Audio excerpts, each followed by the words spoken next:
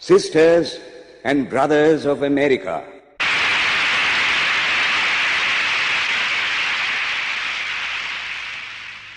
it fills my heart with joy unspeakable to rise in response to the warm and cordial welcome which you have given us. I thank you in the name of the most ancient order of monks in the world. I thank you in the name of the mother of religions. And I thank you in the name of the millions and millions of Hindu people of all classes and sects. My thanks also to some of the speakers on this platform who, referring to the delegates from the Orient, have told you that these men from far-off nations may well claim the honor of bearing to different lands the idea of toleration. I am proud to belong to a religion which has taught the world both tolerance and universal acceptance. We believe not only in universal toleration, but we accept all religions as true. I am proud to belong to a nation which has sheltered the persecuted and the refugees of all religions and all nations of the earth. I am proud to tell you that we have gathered in our bosom the purest remnant of the Israelites who came to southern India and took refuge with us in the very year in which their holy temple was shattered to pieces by Roman tyranny. I am proud to belong to the religion which has sheltered and is still fostering the remnant of the grand Zoroastrian nation. I will quote to you, brethren, a few lines from a hymn which I remember to have repeated from my earliest boyhood, which is every day repeated by millions of human beings. As the different streams, having their sources in different places, all mingle their water in the sea, so, O Lord, the different paths which men take through different tendencies, various though they appear, crooked or straight, all lead to Thee. The present convention, which is one of the most august assemblies ever held, is in itself a vindication, a declaration to the world of the wonderful doctrine preached in the Gita. Whosoever comes to me, through whatsoever form, I reach him. All men are struggling through paths which in the end lead to me. Sectarianism, bigotry, and its horrible descendant, fanaticism, have long possessed this beautiful earth. They have filled the earth with violence, drenched it often and often with human blood, destroyed civilization, and sent whole nations to despair. Had it not been for these horrible demons, human society would be far more advanced than it is now. But their time is come, and I fervently hope that the bell that tolled this morning in honor of this convention may be the death knell of all fanaticism, of all persecutions with the sword or with the pen, and of all uncharitable feelings between persons wending their way to the same goal.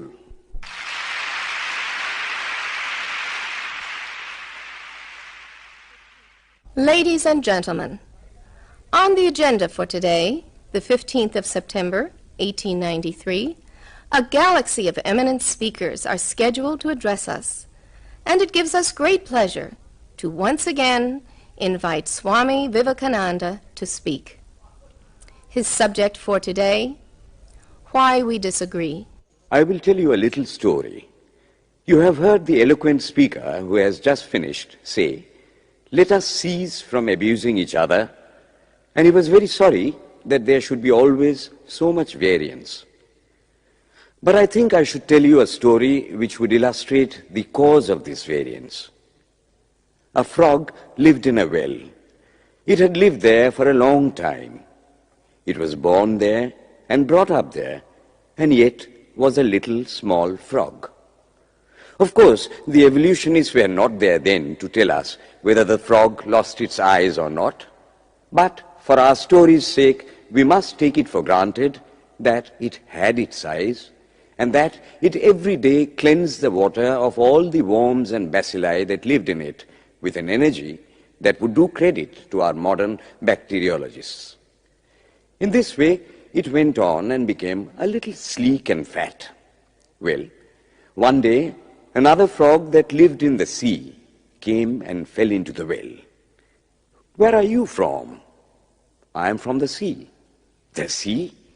How big is that? Is it as big as my well? And he took a leap from one side of the well to the other.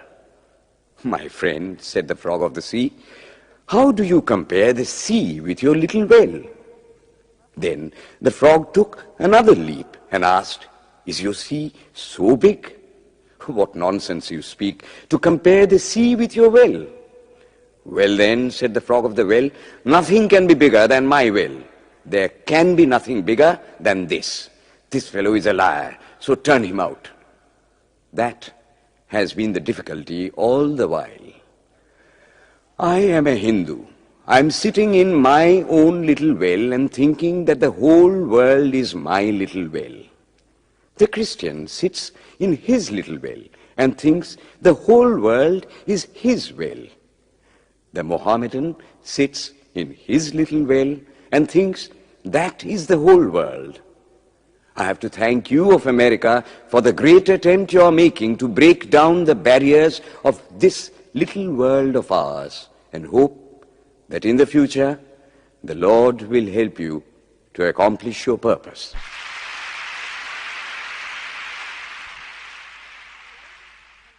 Delegates and friends, today, the 19th of September, 1893, is the 9th day of the World's Parliament of Religions. We have had the privilege of listening to many distinguished speakers from the world over address us on a variety of subjects.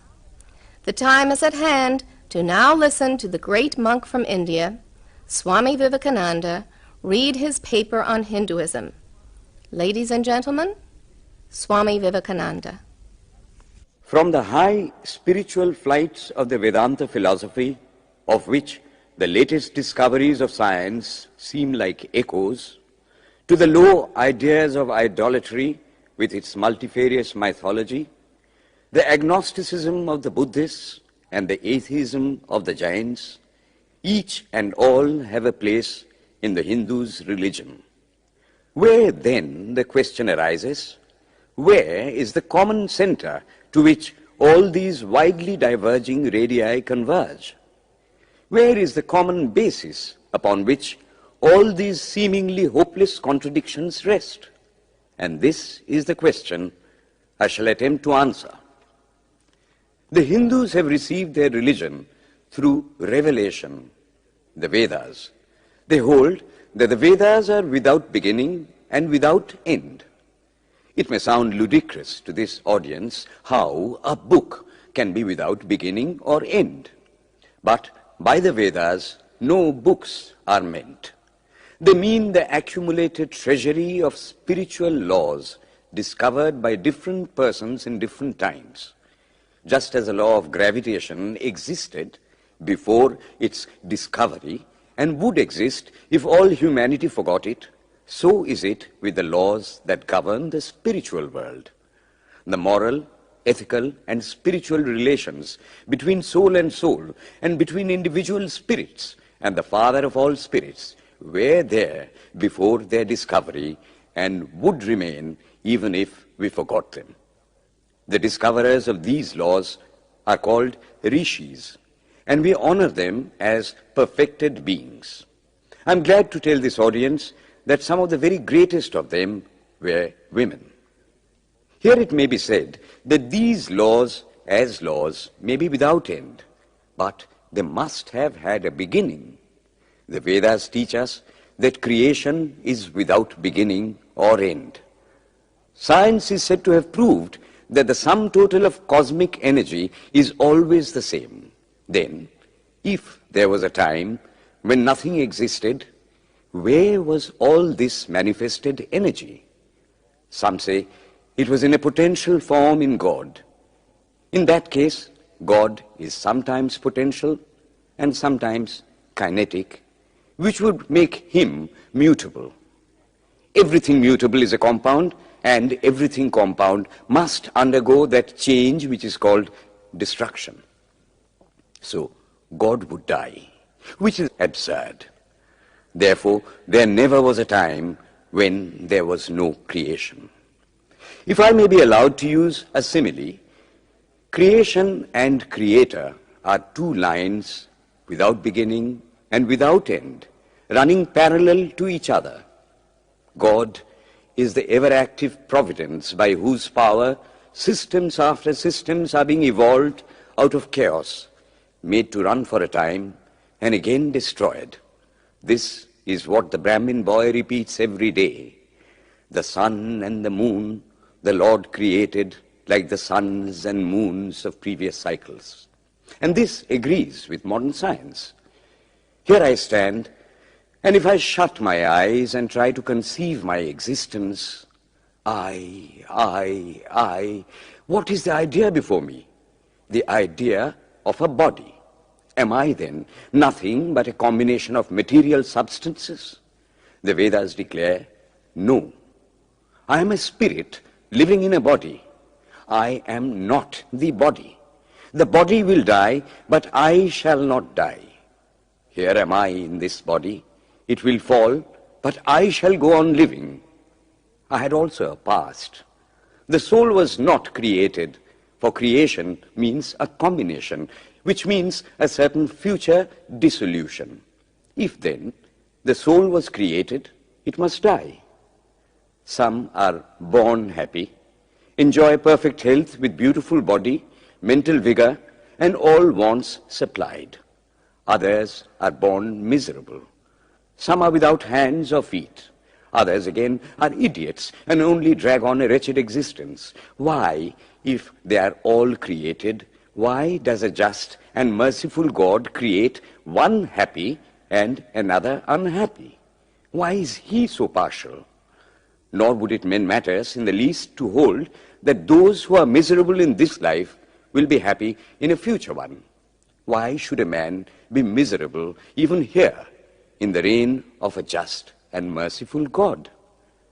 In the second place, the idea of a creator God does not explain the anomaly, but simply expresses the cruel fiat of an all-powerful being. There must have been causes then, before his birth, to make a man miserable or happy, and those were his past actions. Are not all the tendencies of the mind and the body accounted for by inherited aptitude? Here are two parallel lines of existence, one of the mind, the other of matter. If matter and its transformations answer for all that we have, there is no necessity for supposing the existence of a soul. But it cannot be proved that thought has been evolved out of matter. And if a philosophical monism is inevitable, spiritual monism is certainly logical and no less desirable than a materialistic monism. But neither of these is necessary here. We cannot deny that bodies acquire certain tendencies from heredity, but those tendencies only mean the physical configuration through which a peculiar mind alone can act in a peculiar way.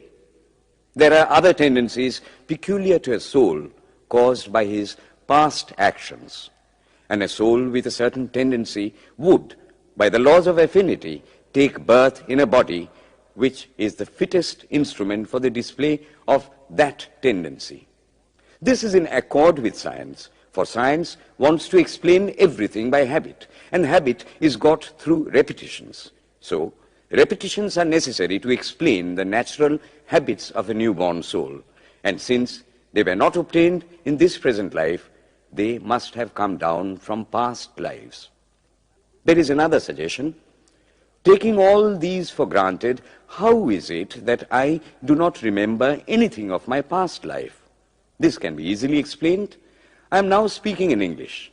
It is not my mother tongue. In fact, no words of my mother tongue are now present in my consciousness.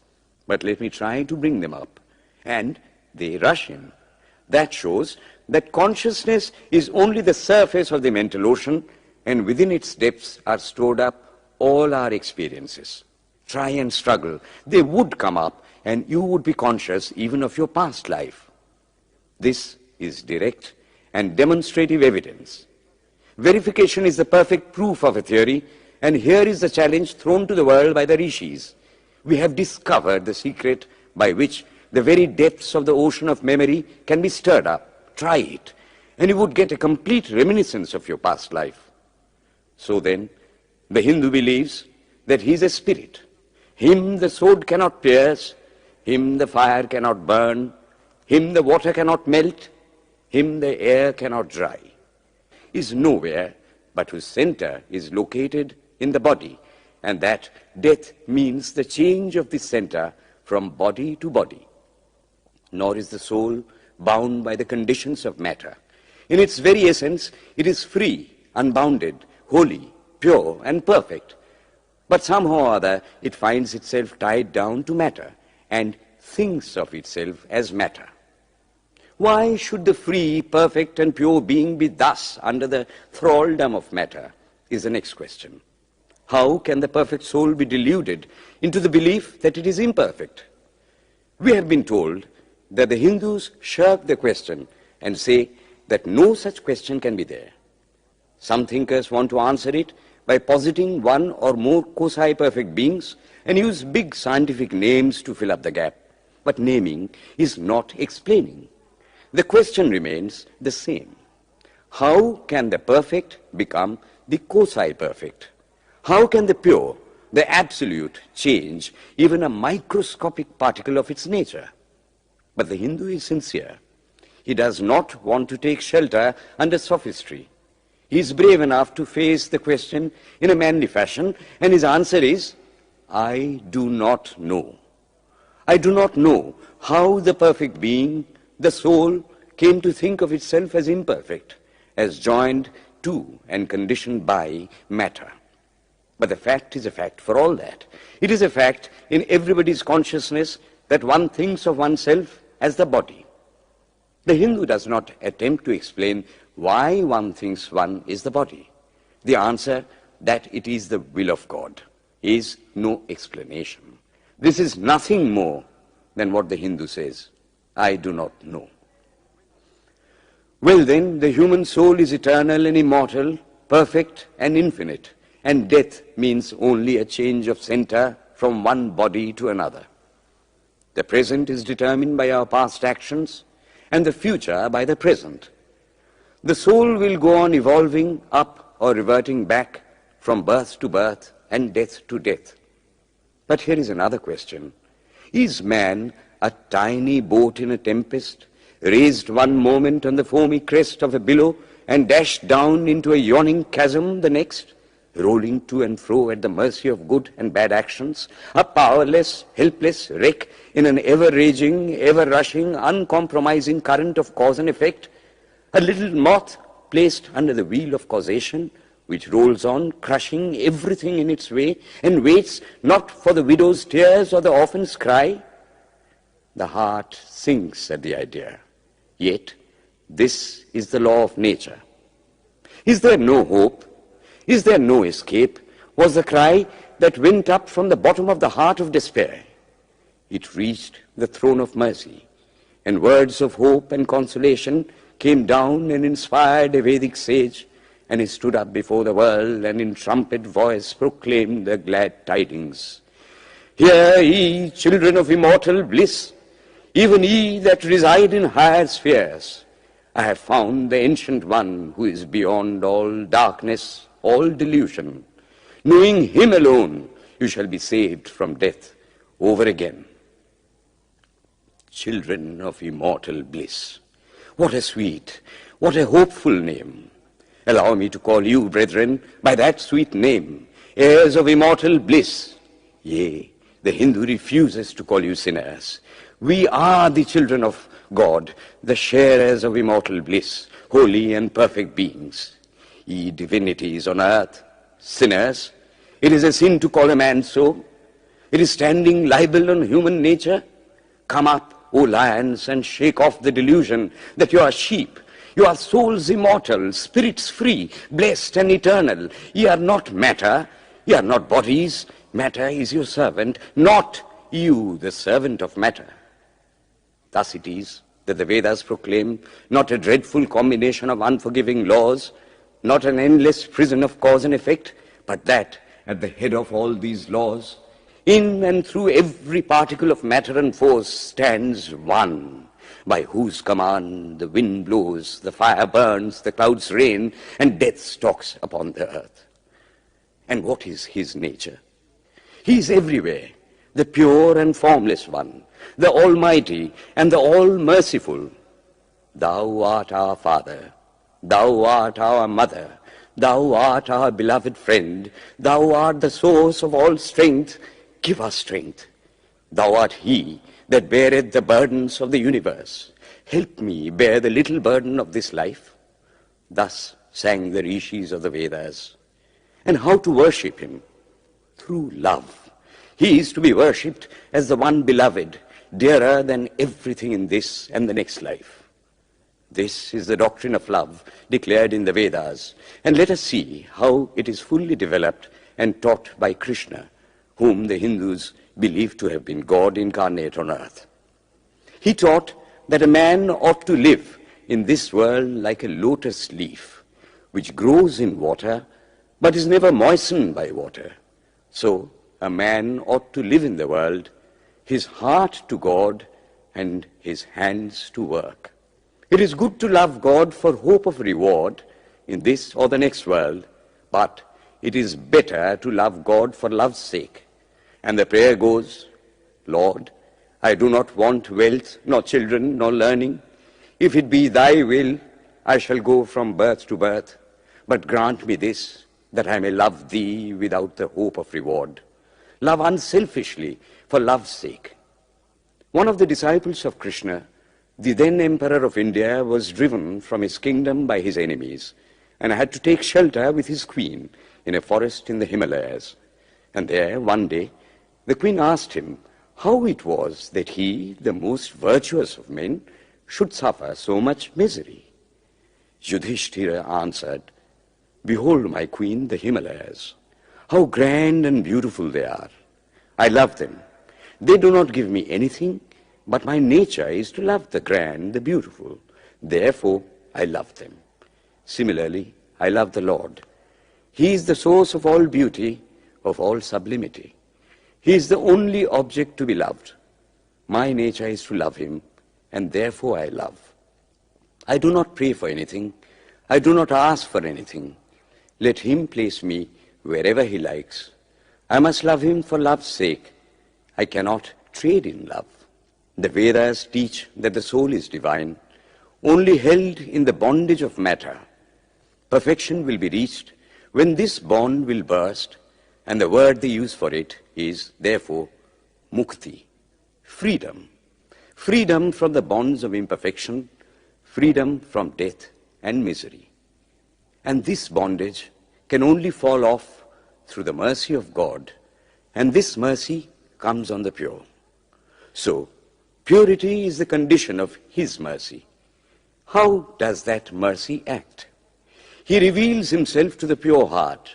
The pure and the stainless see God, yea, even in this life. Then and then only, all the crookedness of the heart is made straight.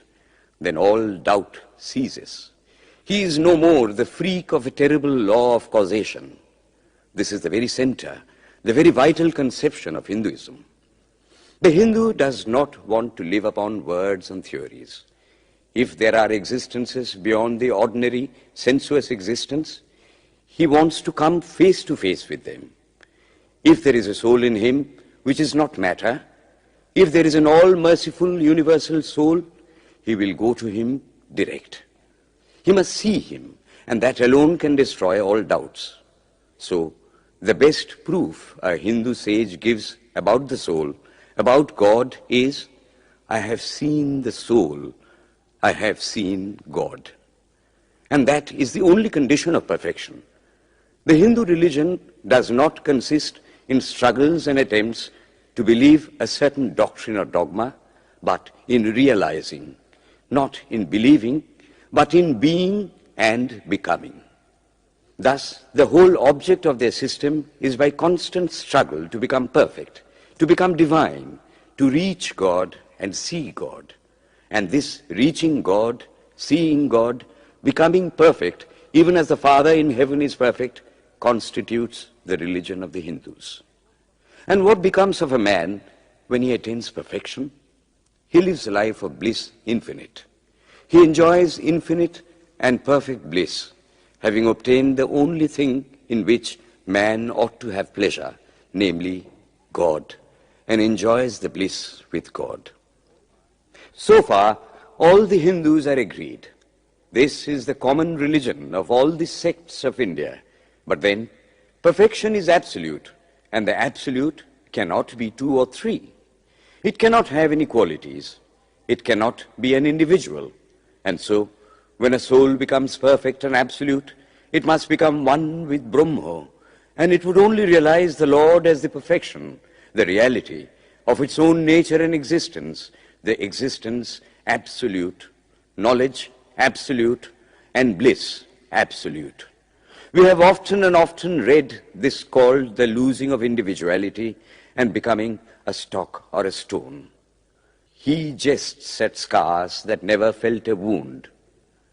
I tell you, it is nothing of the kind. If it is happiness to enjoy the consciousness of this small body, it must be greater happiness to enjoy the consciousness of two bodies, the measure of happiness increasing with the consciousness of an increasing number of bodies, the aim, the ultimate of happiness being reached when it would become a universal consciousness. Therefore, to gain this infinite universal individuality, this miserable little prison individuality must go. Then alone can death cease when I am one with life. Then alone can misery cease when I am one with happiness itself. Then alone can all error cease when I am one with knowledge itself. And this is the necessary scientific conclusion. Science has proved to me that physical individuality is a delusion, that really my body is one little continuously changing body in an unbroken ocean of matter, and Advaita, or unity, is the necessary conclusion with my other counterpart, soul. Science is nothing but the finding of unity. As soon as science would reach perfect unity, it would stop from further progress, because it would reach the goal. Thus, chemistry could not progress farther when it would discover one element out of which all others could be made. Physics would stop when it would be able to fulfill its services in discovering one energy of which all the others are but manifestations. And the science of religion become perfect when it would discover Him who is the one life in a universe of death, Him who is the constant basis of an ever-changing world, one who is the only soul of which all souls are but delusive manifestations. Thus is it, through multiplicity and duality, that the ultimate unity is reached. Religion can go no farther. This is the goal of all science. All science is bound to come to this conclusion in the long run. Manifestation and not creation is the word of science today. And the Hindu is only glad that what he has been cherishing in his bosom for ages is going to be taught in more forcible language and with further light from the latest conclusions of science. Descend we now from the aspirations of philosophy to the religion of the ignorant. At the very outset, I may tell you that there is no polytheism in India. In every temple, if one stands by and listens, one will find the worshippers applying all the attributes of God, including omnipresence, to the images. It is not polytheism, nor would the name henotheism explain the situation. The rose, called by any other name, would smell as sweet. Names are not explanations. The tree is known by its fruits. When I have seen amongst them that are called idolaters, men, the like of whom, in morality and spirituality and love, I have never seen anywhere, I stop and ask myself, can sin beget holiness? Superstition is a great enemy of man, but bigotry is worse. Why does a Christian go to church? Why is the cross holy? Why is the face turned toward the sky in prayer? Why are there so many images in the Catholic Church? Why are there so many images in the minds of Protestants when they pray? My brethren, we can no more think about anything without a mental image than we can live without breathing. By the law of association, the material image calls up the mental idea and vice versa. This is why the Hindu uses an external symbol when he worships. He will tell you it helps to keep his mind fixed on the being to whom he prays. He knows, as well as you do, that the image is not God, is not omnipresent. After all, how much does omnipresence mean to almost the whole world? It stands merely as a word, a symbol. Has God superficial area? If not, when we repeat that word omnipresent, we think of the extended sky or of space. That is all. As we find that somehow or other, by the laws of our mental constitution, we have to associate our ideas of infinity with the image of the blue sky or of the sea, so we naturally connect our idea of holiness with the image of a church, a mosque, or a cross. The Hindus have associated the ideas of holiness, purity, truth, omnipresence, and such other ideas with different images and forms. But with this difference, that while some people devote their whole lives to their idol of a church and never rise higher, because with them religion means an intellectual assent to certain doctrines and doing good to their fellows, the whole religion of the Hindu is centered in realization. Man is to become divine by realizing the divine. Idols or temples or churches or books are only the supports, the helps of his spiritual childhood, but on and on he must progress. He must not stop anywhere. External worship, material worship, say the scriptures, is the lowest stage. Struggling to rise high, mental prayer is the next stage. But the highest stage is when the Lord has been realized.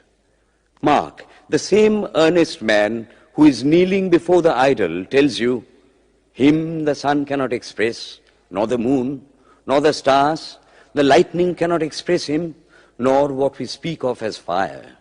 Through him they shine. But he does not abuse anyone's idol or call its worship sin. He recognizes in it a necessary stage of life. The child is father of the man. Would it be right for an old man to say that childhood is a sin or youth is a sin? If a man can realize his divine nature with the help of an image, would it be right to call that a sin? Nor, even when he has passed that stage, should he call it an error. To the Hindu, man is not traveling from error to truth, but from truth to truth, from lower to higher truth. To him, all the religions, from the lowest fetishism to the highest absolutism, mean so many attempts of the human soul to grasp and realize the infinite, each determined by the conditions of its birth and association, and each of these marks a stage of progress. And every soul is a young eagle soaring higher and higher, gathering more and more strength till it reaches the glorious sun.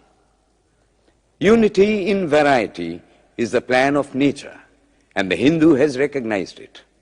Every other religion lays down certain fixed dogmas and tries to force society to adopt them.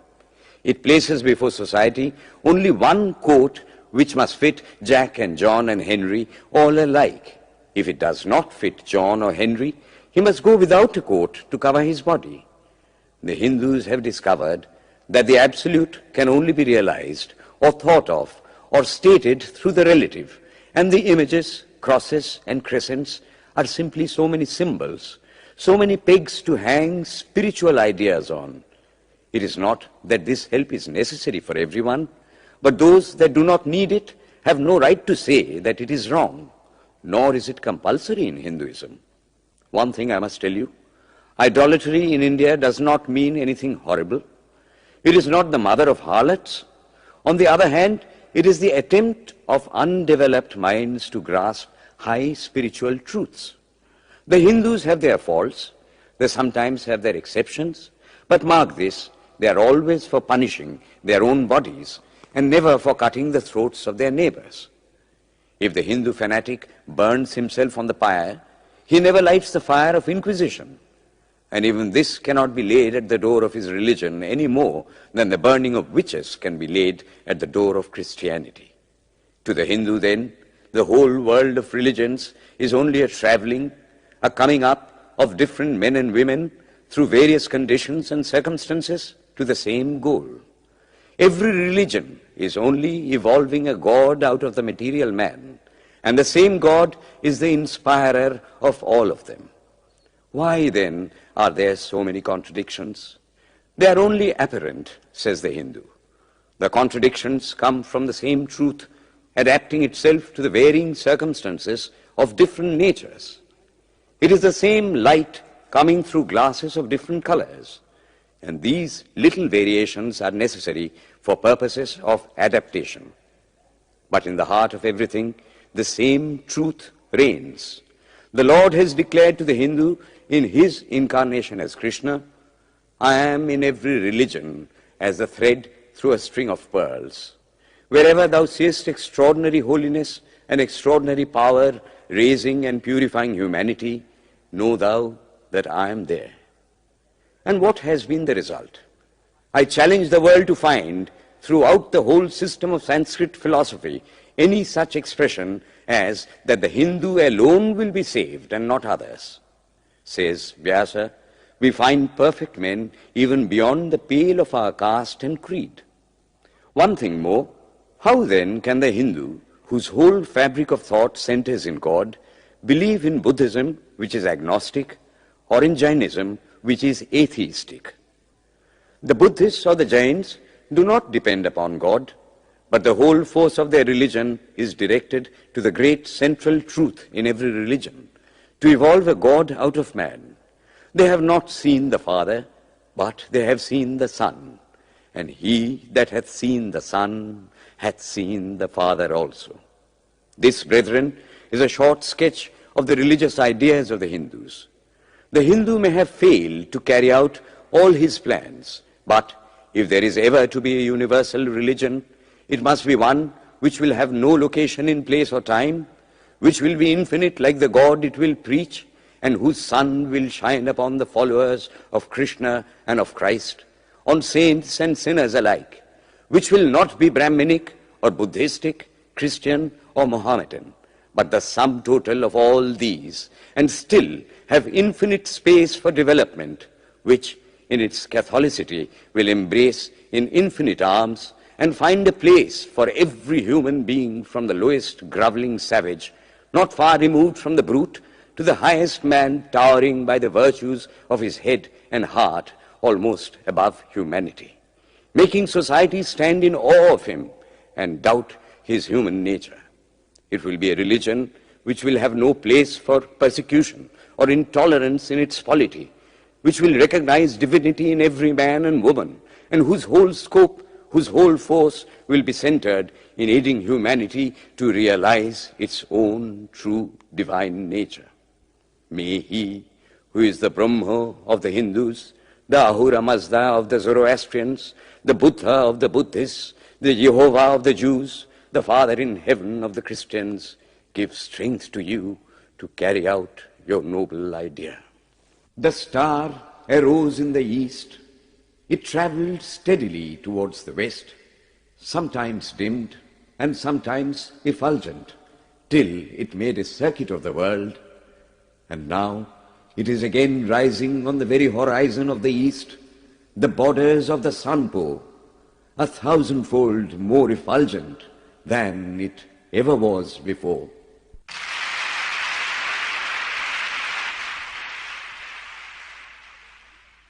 Today, the 26th of September, 1893, is the penultimate day of this Parliament of Religions at Chicago. We have listened to engrossing discourses on the religions and theologies of the participating countries in these past 2 weeks. In continuing this series, Swami Vivekananda will now speak on Buddhism, the fulfillment of Hinduism. The religion of the Hindus is divided into two parts, the ceremonial and the spiritual. The spiritual portion is specially studied by the monks. In that, there is no caste. A man from the highest caste and a man from the lowest may become a monk in India, and the two castes become equal. In religion, there is no caste. Caste is simply a social institution. When Buddha was teaching, Sanskrit was no more the spoken language in India. It was then only in the books of the learned. Some of Buddha's Brahmin disciples wanted to translate his teachings into Sanskrit, but he distinctly told them, "I am for the poor, for the people. Let me speak in the tongue of the people." And so, to this day, the great bulk of his teachings are in the vernacular of that day in India. Whatever may be the position of philosophy, whatever may be the position of metaphysics, so long as there is such a thing as death in the world, so long as there is such a thing as weakness in the human heart, so long as there is a cry going out of the heart of man in his very weakness, there shall be a faith in God. Let us then join the wonderful intellect of the Brahmin with the heart, the noble soul, the wonderful humanizing power of the great Master.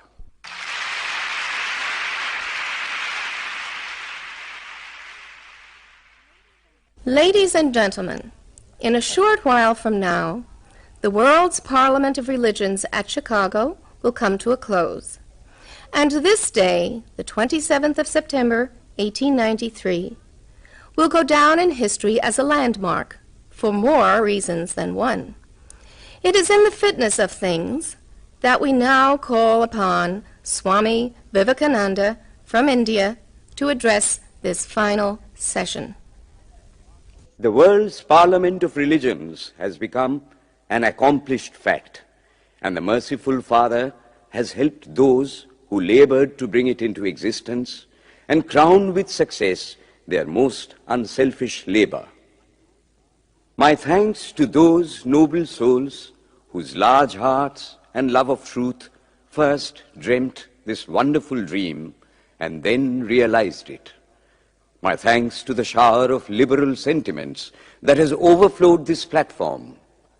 My thanks to this enlightened audience for their uniform kindness to me and for their appreciation of every thought that tends to smooth the friction of religions. A few jarring notes were heard from time to time in this harmony.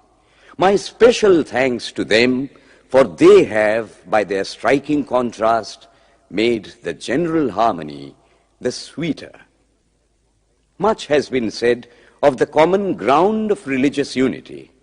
I am not going just now to venture my own theory, but if anyone here hopes that this unity will come by the triumph of any one of the religions and the destruction of the others, to him I say, brother, yours is an impossible hope. Do I wish that the Christian would become Hindu? God forbid. Do I wish that the Hindu or Buddhist would become Christian? God forbid. The seed is put in the ground, and earth and air and water are placed around it. Does the seed become the earth or the air or the water? No. It becomes a plant. It develops after the law of its own growth, assimilates the air, the earth, and the water, converts them into plant substance, and grows into a plant. Similar is the case with religion. The Christian is not to become a Hindu or a Buddhist, nor a Hindu or a Buddhist to become a Christian, but each must assimilate the spirit of the others and yet preserve his individuality and grow according to his own law of growth. If the Parliament of Religions has shown anything to the world, it is this.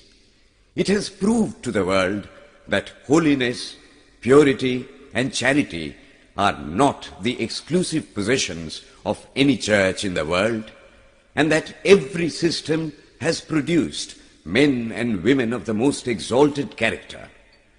In the face of this evidence, if anybody dreams of the exclusive survival of his own religion and the destruction of others, I pity him from the bottom of my heart and point out to him that upon the banner of every religion will soon be written, in spite of resistance, help and not fight, assimilation and not destruction, harmony and peace and not dissension.